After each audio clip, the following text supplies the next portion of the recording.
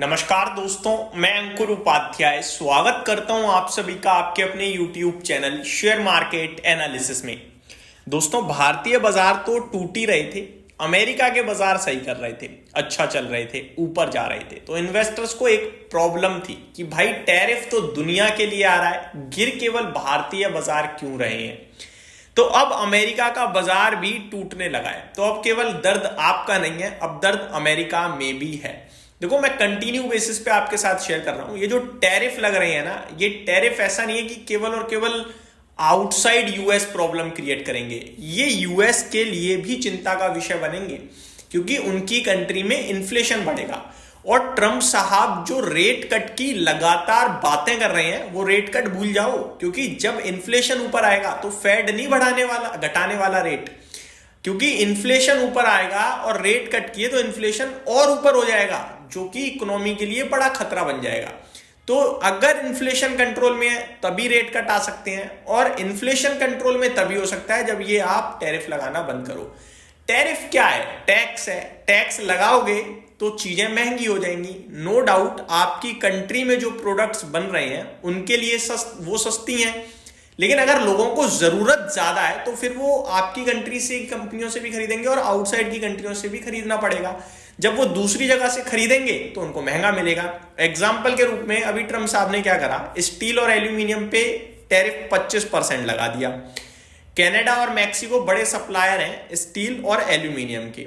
अब स्टील पे 1/4% ये डिपेंडेंट है, यानी कि देश में जितना कंजम्पशन है स्टील का, उसका 75% तो देश खुद बना रहा है, 25% तो इंपोर्ट का ही यूज कर रहे हैं। तो वो तो महंगा हो चुका है 25% से। और एल्यूमिनियम पे 50% डिपेंडेंट है। तो एल्यूमिनियम तो आप जितना लोगे उसका आधा, जितनी की आपको जरूरत है आधा आपकी कंट्री बना रही है, आधा तो बाहर से लेना पड़ेगा, तो वो इन्फ्लेशन बढ़ा देगा। अब ट्रंप साहब पूरी अड़ियल बने पड़े हैं भाई साहब। एक अड़ियल समझते हो आप लोग, जो जिद्दी होता है ना, वैसे कि मैं, और कमेंट कर रहे हैं कल टैरिफ मतलब बहुत ही मजेदार चीज है, ऐसी कुछ कमेंट्स आए हैं, मैं एग्जैक्टली भी आपके साथ शेयर करूंगा आगे। तो ट्रंप साहब अब रेसिप्रोकल टैरिफ को लेकर और एग्रेसिव हो रहे हैं और लगाने की बात कर रहे हैं, फुल फ्लेज मूड में खड़े हैं। ये चीजें उनकी कंट्री के लिए भी प्रॉब्लमदायक बनेंगी। नो डाउट अभी उन्हें लग रहा है कि हाँ भाई बढ़िया है, कंपनी भी खुश है, लेकिन कंज्यूमर्स के लिए तो प्रॉब्लम हो रही है ना। कंज्यूमर्स के लिए प्रॉब्लम है, प्रॉब्लम कंपनीज के लिए नहीं, कंज्यूमर्स के लिए। तो कंज्यूमर्स के लिए इन्फ्लेशन बढ़ जाएगा, और इन्फ्लेशन जब बढ़ेगा तो फिर रेट कट की उम्मीद है कट, तो अमेरिका वैसे ही टूटने लगेगा। अब आता हूं कुछ और इंपॉर्टेंट चीजों पे। कल मैंने देर रात वीडियो में आपके साथ यूएस का मैन्युफैक्चरिंग सर्विसेज और कंपोजिट डेटा शेयर किया था, जहां पे मैन्युफैक्चरिंग डेटा को छोड़ दिया जाए तो सर्विसेज डेटा तो बहुत ही कमजोर था, अराउंड 53 का अनुमान था, 49 पे आया है। और कंपोजिट यानी कि दोनों का मिला के भी अगर आप देखें पीएमआई कंपोजिट डेटा, तो अराउंड 53.2 का अनुमान था और आया 50 पॉइंट समथिंग पे था। तो ये नेगेटिव है, इकोनॉमी में थोड़ी सी मंदी दिखने लगी है अब। और इन्फ्लेशन आपका वैसे ही ऊपर है, तो आप इन्फ्लेशन जब तक ऊपर है रेट कट कर नहीं पाओगे तो इकोनॉमी में बूस्ट कैसे डालोगे। तो ट्रंप साहब इसको लेकर जितना जल्दी सीरियस हो जाएंगे उतना अच्छा है, अदरवाइज इनमें आपस में ही जंग हो जाएगी, फेड और ट्रंप साहब में। ऐसा हो रहा है, मेरे को तो दिखता। अब आपके साथ कुछ और चीजें शेयर करता हूं। डाउ drop 700 points for worst day of 2025। 2025 का कल सबसे खराब दिन देखने को मिला है डाउ जोन्स के लिहाज से। So far on the new fear about economic growth. ठीक है जी, इकोनॉमिक ग्रोथ को लेकर डर बन गया है। अब कितना गिरकर बंद हुए हैं वो आप सुन लीजिए एक बार। डाउ में 750 पॉइंट्स की गिरावट है, 1.7% क्रैश।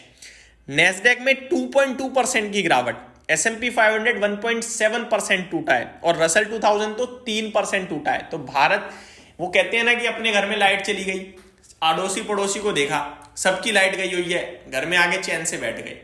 अपनी लाइट गई है, सबकी आ रही है, तड़पने लगते हैं कि क्यों गई क्यों गई क्यों गई। वैसा हो रहा था अभी तक हमारे साथ कि हम ही गिर रहे हैं, बाकी सब ठीक है। अब सब गिर रहे हैं, आप टेंशन फ्री लो, सब टूटो धड़ाम। अब भाई साहब ये हो क्यों रहा है वो मैंने आपको डिटेल में शुरुआत में बताया। कुछ और इंपॉर्टेंट चीजें बताना चाहूंगा। रेसिप्रोकल टैरिफ को लेकर ट्रंप साहब पूरी तरीके से एग्रेसिव हो रहे हैं और टैरिफ लगाने की बात कर रहे हैं।